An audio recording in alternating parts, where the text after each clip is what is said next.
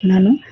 గత సంవత్సరం డిసెంబర్ నెలలో మా అమ్మగారికి హెల్త్ బాగాలేక హాస్పిటల్‌కి తీసుకెళ్ళటం జరిగింది. అయితే ఆవిడకి బీపీ, షుగర్ ఎక్కువయ్యి సడెన్‌గా బ్రెయిన్ స్ట్రోక్ రావటం జరిగింది.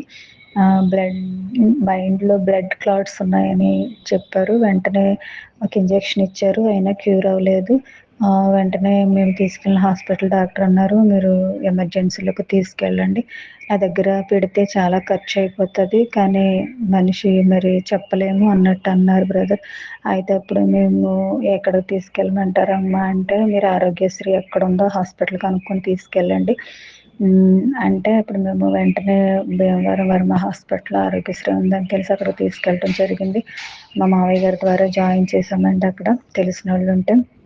అప్పుడు వాళ్ళు వెంటనే టెస్టులు చేసి చాలా సివియర్ కండిషన్ అని చెప్పారు. ఎమర్జెన్సీలో పెట్టారండి. ఒక 1 ఆర్ 2 అవర్స్ పెట్టారు. తర్వాత వెంటనే ఐసీయూలోకి షిఫ్ట్ చేసేశారు. షిఫ్ట్ చేసేసిన తర్వాత ఒక 4 రోజులైతే మాకు మా అమ్మగారిని చూపించలేదు. మా అమ్మగారికి మాట లేదు, చూపు లేదు. ఆహారం కూడా తీసుకోలేని పరిస్థితి. ట్యూబ్ ద్వారానే పంపించడం జరిగిందండి. అయితే మా తమ్ముడాళ్ళు అక్కడుంటారు. మేము వేరే చోట ఉంటాం బ్రదర్. అయితే తమ్ముడు ఎప్పటికప్పుడు ఫోన్ చేస్తూ కండిషన్ చెప్తూ ఉంటే నాకు మీరు మీ వాక్యాలు నేను చాలా యూట్యూబ్‌లో విన్నాను. సాక్ష్యాలు కూడా విన్నాను. మీరు చెప్పినట్టు లేనివి ఉన్నట్టు పలికితే దేవుడు అద్భుతాలు చేస్తాడన్న అది విని నేను మీ వాక్యాలు ఫాలో అవుతున్నాను బ్రదర్. అయితే మీకు ఫోన్ చేశాను ప్రార్థన చేపిందామని మనస అక్క. కానీ మీరు ఫోన్ లిఫ్ట్ చేయలేదు. తర్వాత మెసేజ్ పెట్టానండి. మెసేజ్‌కి కూడా రిప్లై లేదు. సరే ఒకటే అనుకున్నా, సరే బ్రదర్ చెప్పినట్టు చేద్దాము. వాళ్ళైతే మరి ఛాన్స్ లేదు, బ్రతికే ఛాన్స్ లేదు అన్నారు. కానీ దేవునికి సమస్తం సాధ్యమే కదా! బ్రదర్ చెప్పినట్టు పలికితే నా తల్లి బ్రతికితే సాక్ష్యం చెప్తాను.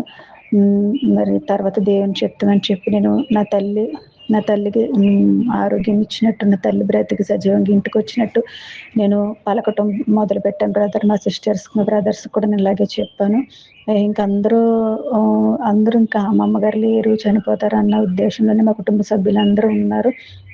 కానీ నాకైతే ఎక్కడో చిన్న విశ్వాసం, ఆవగింజంత విశ్వాసం అన్నట్టు నేను ఆ విశ్వాసంతో అందరూ అలా అన్నా సరే, మరి నేను అద్భుత సాక్ష్యాలు విన్నాను కదా! మరి లేనివున్నట్టు పలికితే మరి అద్భుతాలు జరిగినియి. నా దేవుడు నా విషయంలో ఎందుకు చేయడు? నా తల్లి బ్రతుకుతుందని చెప్పి నేను మరి మీరు చెప్పిన విధంగా నా తల్లిని బ్రతికించినందుకు వందనాలేసా. నా తల్లిని బ్రతికించినందుకు వందనాలని ఇంకా కూర్చున్నా, నుంచున్నా, పడుకున్నా, ఇంకే పని చేసినా పలుకుతూనే ఉండేదాన్ని. ప్రార్థన చేసుకునేదాన్ని. ఇలాగా మరి మా అమ్మగారు బ్రతుకుతున్నట్టు నేను పలుకుతూ ఉండేదాన్ని బ్రదర్.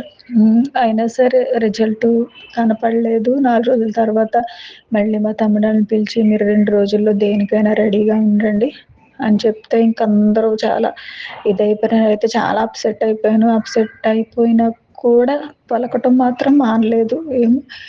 చివరి నిమిషంలో అయినా దేవుడు అద్భుతం చేస్తాడేమో అన్న ఆశతో మరి పలకటం మొదలుపెట్టాను బ్రదర్. మొదలుపెడితే మరి ఆ 2 రోజులు అయిన తర్వాత పక్క రూమ్‌కి షిఫ్ట్ చేసి అది ఐసీయూలో నుంచి బయట పెట్టేశారు. బయట పెట్టేస్తే మా తమ్ముడాళ్ళు ఫోన్ చేసి, మా అక్కోళ్ళు కూడా ఫోన్ చేసి, అంటే బ్రతికుండగానే చూసెళ్ళు అన్నట్టు ఫోన్ చేసినప్పుడు ఒక పక్క భయము, ఒక పక్క వేదన. మరి తల్లిని అలా చూడాలా అన్న ఉద్దేశంతో అలా వెళ్ళాను. వెళ్లి చూసిన తర్వాత ఇంకా జీవచ్చావులా పడుంది. మాటలేదు. అమ్మ, అమ్మ అంటే ఊ ఊ అనేదంతే. చూపు కూడా లేదు. అప్పుడు వెంటనే డాక్టర్ గారు ఏమన్నారంటే, ఒక నెల వరకు చూడలేదు, నెల వరకు మాట్లాడలేదని చెప్పారంట అండి. అయితే అప్పుడు నేను అక్కడ ప్రేయర్ చేసి అమ్మని చూసి వచ్చేసాను. ఇంకా పలుకుతూనే ఉన్నా, మా అమ్మని బతికించినందుకు వందనాలు, మా అమ్మకు చూపించినందుకు వందనాలు, మా అమ్మని మాట్లాడించినట్టు చేసినందుకు వందనాలు తండ్రి అని, థ్యాంక్ యూ జీసస్ అని ఇంకా అలా పలుకుతూనే ఉన్నాను బ్రదర్. మరి దేవుడు అద్భుత రీతిలో మరి నా తల్లి మరి నెల వరకు చూడదు, మాట్లాడదు అన్న తల్లిని మరి దేవుడు నిజంగా ఎంత అద్భుతకరుడు, ఆశ్చర్యకరుడు.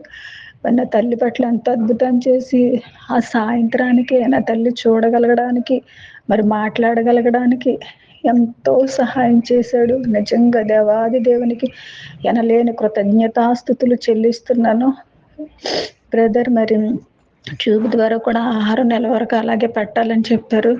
కానీ మరి తెల్లారి డిశ్చార్జ్ చేసినప్పుడు ట్యూబ్ కూడా తీసేశారు. నా తల్లి మరి ఆ ఆహారం కూడా నోటి ద్వారా కొంచెం కొంచెంగా తీసుకోవడానికి దేవుడు సహాయం చేశాడు. మరి ఈ నెలంతా మరి అమ్మ కొంచెంగా రికవరీ అవుతూ సంపూర్ణ ఆరోగ్యంతో మాలాగా మా మధ్య తిరుగుతూ దేవుని సాక్షిగా నిలబడింది. మరి చివరి క్షణాల్లో మరి ఇలా పలకడానికి అటువంటి ధైర్యం మీకు వాక్యానుసారంగా మీ సాక్ష్యాలు విని నేను బలపడి అలా పలకడానికి దేవుడు నాకు ఇచ్చిన కృపను బట్టి దేవాది దేవుని కృతజ్ఞతాస్తుతులు చెల్లిస్తూ మరి మీకు నా హృదయపూర్వక వందనాలు ధన్యవాదాలు చెల్లిస్తూ మరి నా తల్లిని బ్రతికించిన దేవాది దేవునికి సమస్త ఘనత మహిమ ప్రభావాలు ఆరోపించుకుంటూ యేసుక్రీస్తు నామములో సాక్ష్యం దేవుడు దీవించును గాక. ఆమేన్.